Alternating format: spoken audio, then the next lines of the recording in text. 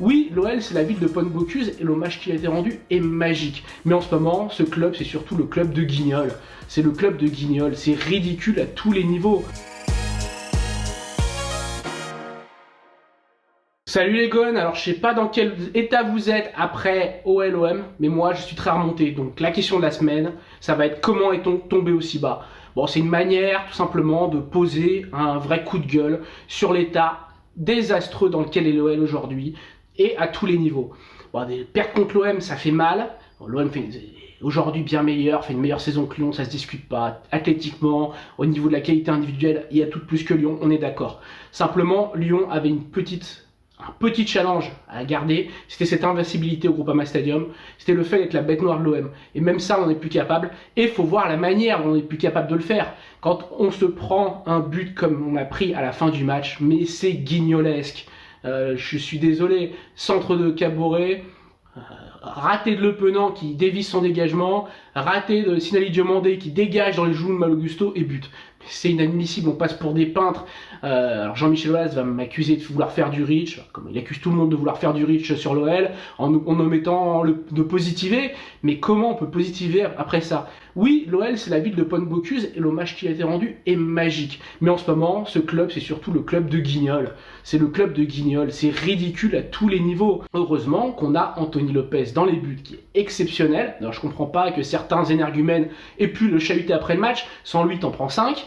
Et heureusement qu'on a Alexandre Lacazette pour marquer des buts improbables. Cette reprise Kung Fu, façon Kung Fu Panda, c'était assez magistral, mais j'ai quand même le sentiment que, mis à part ces deux joueurs, au milieu, enfin il y a des très bons joueurs, mais on serait au niveau de Nantes en train de batailler face à Brest pour le maintien si on n'avait pas des joueurs comme ça, mine de rien.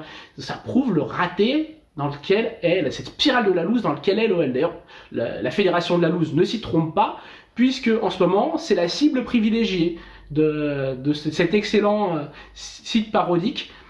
C'est l'OL, c'est plus Rennes, pourtant un club historiquement loose.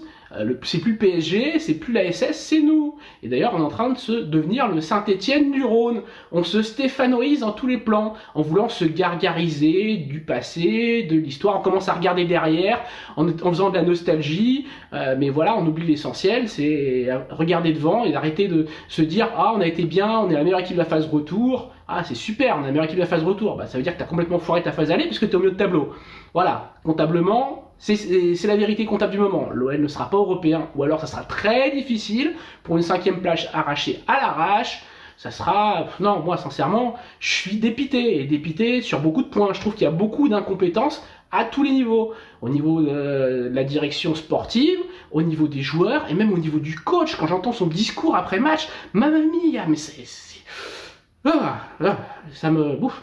Quand j'entends, on a pris des risques, c'est pas mérité. Qu'est-ce qui est pas mérité? Tu t'es fait manger dans le jeu.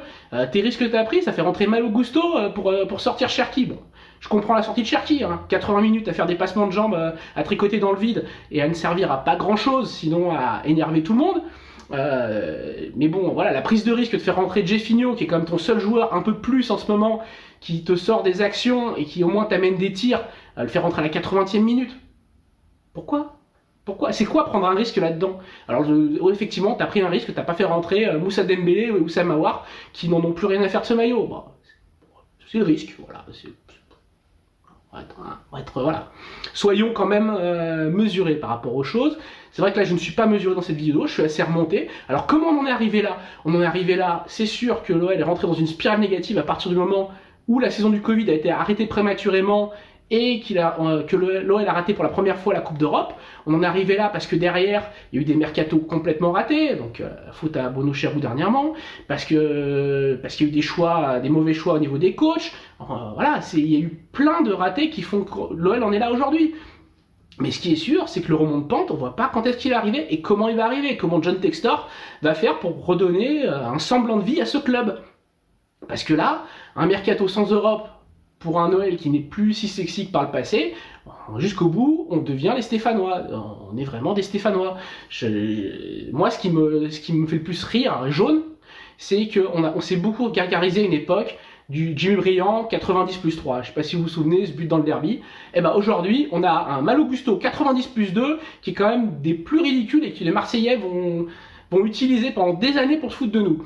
Voilà, c'est Marseille, alors on est encore plus là, c'est encore plus difficile. Voilà, bah, c'est tout pour cette semaine. J'espère que je serai un peu moins remonté, mais là je suis à chaud.